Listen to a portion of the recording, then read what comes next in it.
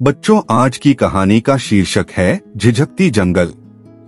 एक समय की बात है, एक प्राचीन जंगल में एक छोटा सा झील था जिसे झिझकती जंगल के नाम से जाना जाता था। यहाँ के पेड़ों में कुछ अलग बात थी। उनमें एक जादुई वरदान था जो सुनने वालों को राज बताने की क्षमता रखता था। इस जंगल के दिल में एक छोटा सा खुला मैदान था जो हल्के सोने की रोशनी में लिपटा था।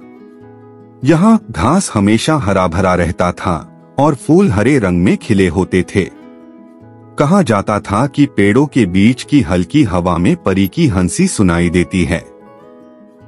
मैदान के बीच में एक शानदार बरगद खड़ी थी जिसकी शाखाएं आकाश की तरफ बढ़ रही थीं जैसे बाहें फैला रही हो। यह बरगद विशेष था क्योंकि इसकी बार्क पर बहुत प्राचीन प्रतीक थे और जो लोग उन्हें समझ सकते थे उन्हें अपने वर्षों से अधिक ज्ञान प्राप्त होता था।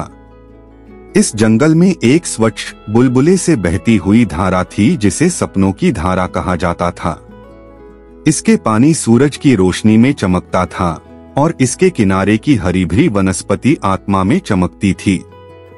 इस दृश्य को देखकर एक शांति और शांति की भावना मन में आती थी जो दर्शकों को ठंडे और ताजगी वाले पानी में अपने पैर डालने के लिए आमंत्रित करती थी। जंगल के अंदर एक छुपा हुआ घाटी था जहां समय थम जाता था।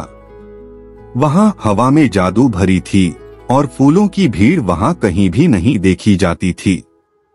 कहा जाता था कि केवल सच्चे दिलों वाले ही इस गुप्त संरक्षक को खोज सकते थे जो पूरी झिझकती जंगल की धरोहर की निगरानी करता था। और वह जंगल का संरक्षक एक दिव्य एकल हरिण था। उसके बाल निर्मल सफेद थे जो कि झरने और उसके पूंछ तारे की तरह हवा में उधेर रहे थे। उसके माथे से एक गोलाकार सिक्का सा निकलता था जो सूर्य की किरणों में चमक रहा था।